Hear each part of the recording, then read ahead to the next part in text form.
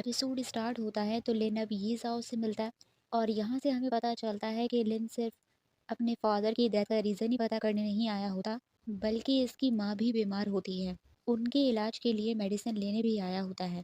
फिर रोंग हुआ ने जो इसकी जान बचाई होती है उसके बदले ये इसे तलवार चलाना सिखाने लगता है। तो रोंग हुआ का फादर इन दोनों को एक साथ देख लेता है और समझ जाता है कि रोंग हुआ को लिन की परवाह है।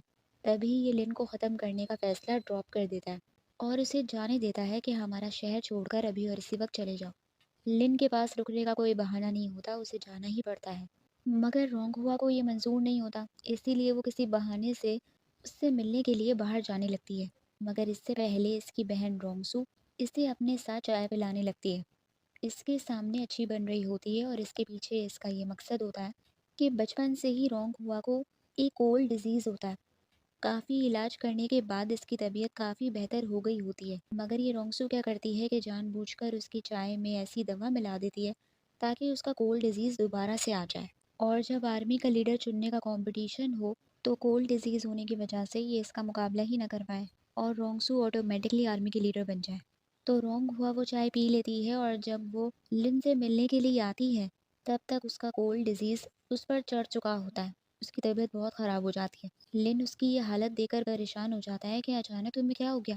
अब इतने में ही एक लड़की की एंट्री होती है जिसकी शक्ल नहीं दिखाते।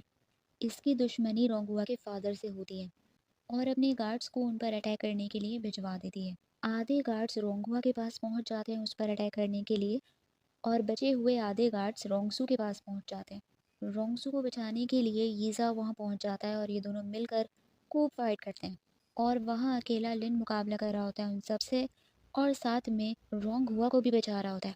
रोंग हुआ की तबीयत मज़ीद ख़राब होने लगती है तो लिन को याद आता है कि उसने किसी डॉक्टर के बारे में इससे कभी बताया था। तो ये फटाफट उसे उस डॉक्टर के पास ले आता है, मगर वहाँ वो डॉक्टर मौजूद ही नहीं होती। इससे समझ ही नहीं आ रहा होता कि ये क्या करे। तो रोंग हुआ के बताए हुए टोटकों पर अमल करके ये इसका इलाज करना शुरू कर देता है, मगर इससे भी कोई फ़ायदा नहीं होता। उसकी और तबीयत ख़राब हो जाती है और वो बेहोश हो जाती है कि अचानक से ही वो डॉक्टर आ जाती है और उसका नाम होता है युआन और लिन को दवाइयाँ लाने के लिए भगाने लगती है। जैसे ही वो जाता है तो वो ईविल सी स्माइल देने लगती है। जैसे ही वो वापस आता है तो रोंगहुआ की तबीयत बेहतर हो जाती है, वो इसका इलाज कर देती है। दूसरी ही तरफ दिखाते हैं कि रोंगहुआ का जो फादर होता है वो उसी ची हुआ पिल से किसी का इलाज कर रहा होता है। इसने अपना यही बिजनेस रखा हुआ होता है कि वो ची हुआ पिल दूसरों को देता है और जिस भी फैमिली को वो ची हुआ पिल देता है उन्हें अपना सपोर्टर बना लेता है ताकि आने वाले वक्त में पूरे शहर का किंग बन सके, पूरे शहर पर कब्जा कर सके। अब जैसे ही वो बंदा ची हुआ पिल से ठीक होता है तो अचानक से वही लड़की वहाँ पहुँच जाती है और इस आदमी को बेरहमी से ख़त्म कर देती है और उसके जिस्म से ची हुआ पिल को भी डिस्ट्रॉय कर देती है। ये खबर रोंगहुआ के फादर तक पहुंच जाती है तो वो सबसे पहला शक लिन पर ही करता है। उसे ऐसा लगता है कि कोई भी आउटसाइडर्स हमारे शहर में नहीं आया था सिवाय उसके, इसीलिए मर्डरर वही होगा। दूसरी ही तरफ लिन रोंगहुआ का ख्याल रख रहा होता है और उसके पास ही बैठा रहता है सुबह तक। रोंगहुआ की जब आँख खुलती है और वो उसे अपने पास बैठा देखती है तो उसे ये पसंद आ जाता है। अचानक ही लिन की आँख खुल जाती है और वो इसे उठा हुआ देखकर फ़ौरन इसकी खैरियत पूछने लगता है। रोंगहुआ युआन के बारे में पूछती है कि वो कहाँ है, तो ये कहता है कि तुम्हारी तबीयत ठीक करने के बाद वो कहीं चली गई थी और अब तक वापस नहीं आई। और इसे बताता है कि युआन ने इसे बताया था कि तुम्हारा कोल्ड डिजीज़ वापस लाने के लिए तुम्हें किसी ने दवाई दी थी। तो रोंगहुआ समझ जाती है कि उसने आखिरी बार रोंगसू के साथ ही चाय पी थी, उसके बाद ही इसकी तबीयत खराब हुई है। अब रोंगहुआ को युआन में भी कोई मसला लगता है। वो कहती है कि युआन को मेरी ये डिजीज़ ठीक करना नहीं आता, वो सिर्फ टेम्पररी तौर पे मुझे ठीक करती थी। मगर अभी रोंगहुआ की डिजीज़ बिल्कुल ख़त्म हो गई होती है, वो बिल्कुल ठीक हो जाती है। इसीलिए वो हैरान होती है कि युआन ने ऐसे कैसे कर दिया, वो युआन थी भी या नहीं। ये जानने के लिए ये दोनों युआन को ढूंढने निकल जाते हैं। दूसरी ही तरफ रोंगसू की दोस्ती ये जाओ से काफ़ी अच्छी हो जाती है कि वो इसे बताने लगती है कि इसका फादर क्यों इससे ज़्यादा मोहब्बत नहीं करता, क्योंकि बचपन में रोंगसू को किसी मूहान नाम की औरत ने किडनैप कर लिया था। इसका पूरा बचपन उसके साथ ही गुजरा होता है और वो मूहान इसके फादर की दुश्मन होती है। मगर एक दिन उसका फादर इसे उसकी कैद से बचा लेता है, मगर तब से ही इसका रोंगसू पर से ट्रस्ट ख़त्म हो जाता है और इसे ऐसा लगता है कि शायद ही इसे कभी भी धोखा दे सकती है, क्योंकि वो दुश्मनों के साथ ही पली बड़ी है। ये सुनकर यीज़ाओ उसे तसल्ली देने लगता है कि तुमने बहुत कुछ सहा होगा। ये बात रोंगसू के दिल पर लगती है और कहती है कि जो बात मैं अपने अपनों के मुंह से सुनना चाहती थी, वो तुम कह रहे हो। अब दूसरी ही तरफ ये यीज़ाओ जब बाहर जा रहा होता है तो इसकी मुलाकात युआन से होती है। वो काफ़ी अजीबोगरीब हरकतें कर रही होती है, बिल्कुल बच्ची बनी हुई होती है। वो उसे इसके घर तक छोड़ने के लिए आ जाता है, मगर युआन क्या करती है कि उसे अपने घर भेजकर खुद गायब हो जाती है। जैसे ही वो अंदर आता है तो लिन और रोंग हुआ इस पर अटैक कर देते हैं, इसे युआन समझकर। ये लोग यहाँ युआन का वेट कर रहे थे ताकि उसे पकड़ लें, मगर इस ही जाओ को देखकर हैरान हो जाते हैं कि तुम यहाँ क्या कर रहे हो। ये युआन का होलिया बताता है कि उसने मुझे यहाँ भेजा है। होलिया सुनकर रोंग हुआ कहती है कि ये युआन नहीं है, न ही वो ऐसी हरकतें करती, बल्कि उसके रूप में कोई और है। और उसे हमारे इस घर के अंदर होने का पता चल गया था जब भी वो घर के अंदर नहीं आई।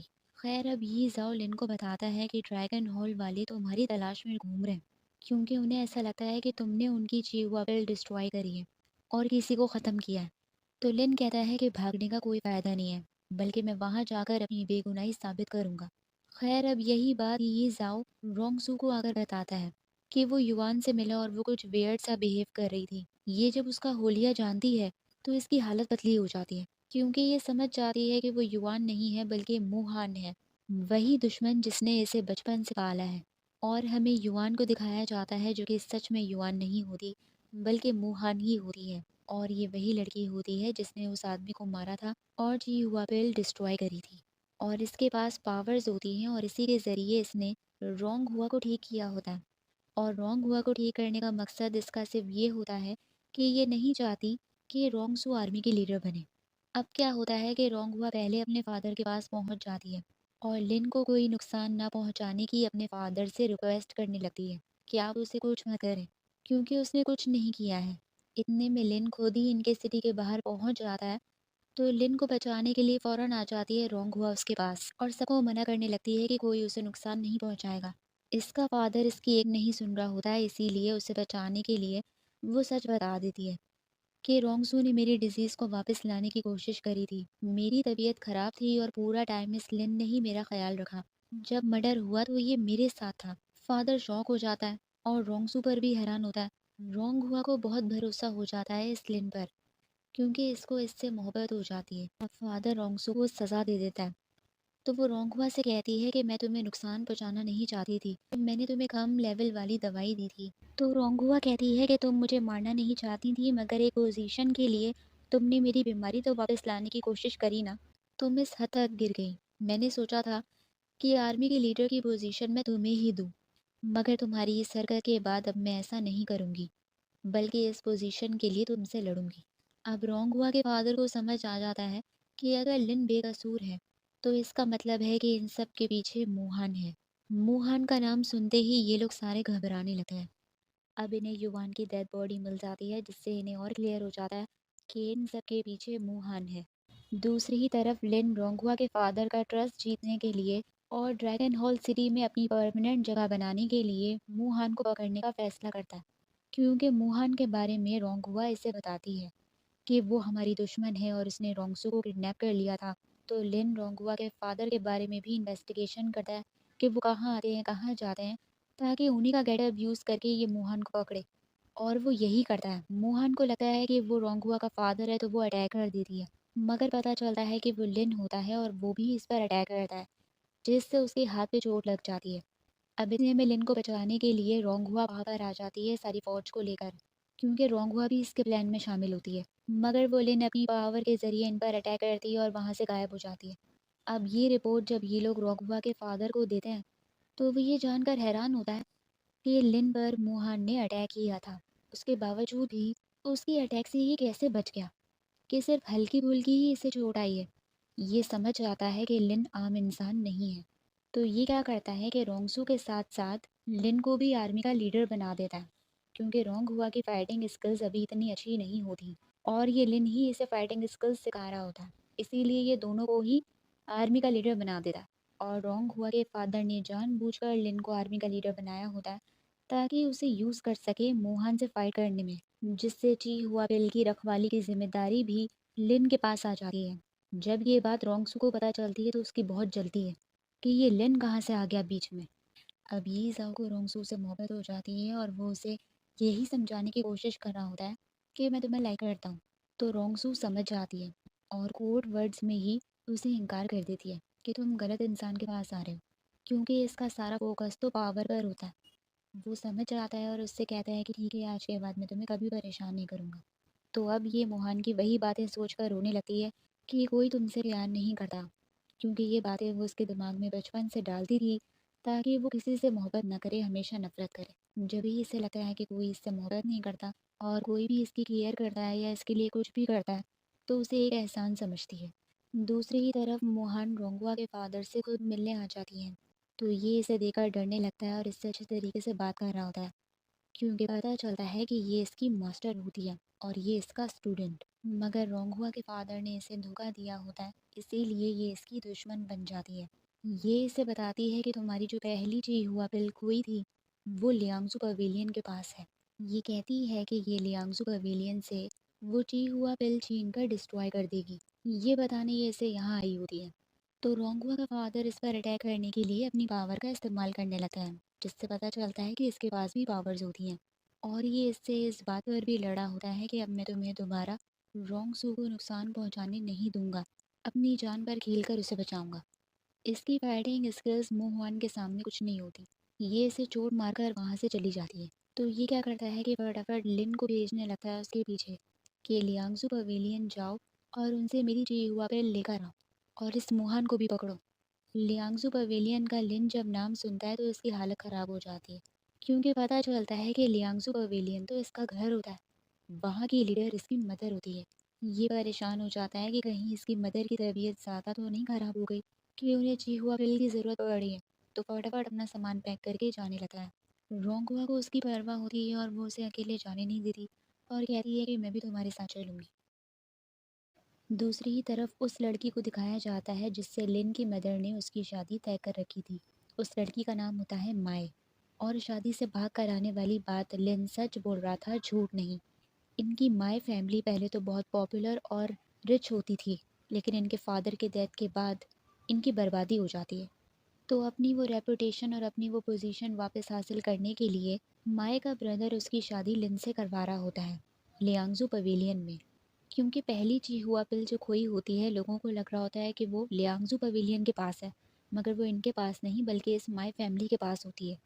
और इसी शर्त पे वो अपनी बहन की शादी लियांगजू पवेलियन में करवा रहा होता है, क्योंकि लिन की मदर बीमार होती है और उसे चिहुआ पिल की ज़रूरत होती है। तो ये चालाकी चलता है कि मैं चिहुआ पिल तभी दूंगा जब तुम लोग मेरी बहन से शादी करोगे, क्योंकि लियांगजू पवेलियन के साथ रिश्ता जोड़कर ही इनकी फैमिली को फ़ायदा होगा। मगर इस माई का दिल बड़ा नरम होता है। वो कहती है कि हमें ये साजिशें करने की ज़रूरत नहीं है और उन लोगों को वैसे ही ची हुआ पिल दे देते हैं, क्योंकि अगर उस दिन लिन ने हमारी जान नहीं बचाई होती तो हमारी माई फैमिली में न तुम बचते न मैं। इनके फादर की डेथ के बाद इनको भी ख़त्म किया जा रहा था, मगर लिन इन्हें बचाने आ जाता है। तब से ही इस माई को लिन से मोहब्बत हो जाती है। वो कहती है कि हमें वैसे भी उनका एहसान लौटा देना चाहिए, मगर इसका भाई कहता है कि नहीं, मुझे अपनी फैमिली की रेपुटेशन वापस चाहिए और वो उनके साथ रिश्ता जोड़कर ही मिल सकती है, क्योंकि लियांगजू पवेलियन वाले बहुत अमीर हैं और बहुत पॉपुलर भी। मगर माई क्या करती है कि चुपके से ची हुआ पिल चुराकर लियांगजू पवेलियन जाने लगती है लिन की मदर को बचाने के लिए, क्योंकि उसकी तबीयत बहुत ख़राब हो गई होती है और उन्हें ची हुआ पिल की ज़रूरत होती है। अब लिन और रोंगहुआ लियांगजू पवेलियन जाने के लिए निकल पड़ते हैं। तो रास्ते में रोंगहुआ को भूख लगती है तो वो उसके लिए खाना लेने के लिए चला जाता है। वो अकेली बैठी होती है कि इतने में माई का ब्रदर इस पर अटैक कर देता है। इससे दुश्मन समझ रहा होता है, तो इतने में इसे बचाने के लिए लेना चाहता है और ये माई के ब्रदर को पहचान लेता है। माई का ब्रदर और इन पर अटैक कर रहा होता है ये सोचकर कि मेरी बहन को गायब करने के पीछे लियांगजू पवेलियन का हाथ है, ताकि वो ची हुआ पिल ले सकें। रोंग हुआ जब लिन को उसके नाम से बुलाने लगती है तो माई का ब्रदर हंसने लगता है और कहता है कि क्या तुम्हें इसकी असली आइडेंटिटी के बारे में नहीं मालूम। तो रोंगहुआ इसकी किसी बात पर यकीन नहीं करती और कहती है कि हमारे रिश्ते में फूट डालने की ज़रूरत नहीं है, मुझे लिन पर पूरा भरोसा है। लिन भी थोड़ा सा घबराने लगता है। अब ये माई का ब्रदर रोंगहुआ का गला छोड़ ही नहीं रहा होता, उसे नुकसान पहुंचा रहा होता है। लिन भी उस पर तलवार तान कर खड़ा रहता है कि अगर उसे कुछ भी हुआ तो मैं तुम्हें नहीं छोड़ूंगा। और यहीं एपिसोड ख़त्म हो जाता है। तो आप लोग मुझे बताइए आप लोग को एपिसोड कैसी लगी? लाइक कीजिए, सब्सक्राइब कीजिए और कमेंट भी कर लीजिए। Thank you so much.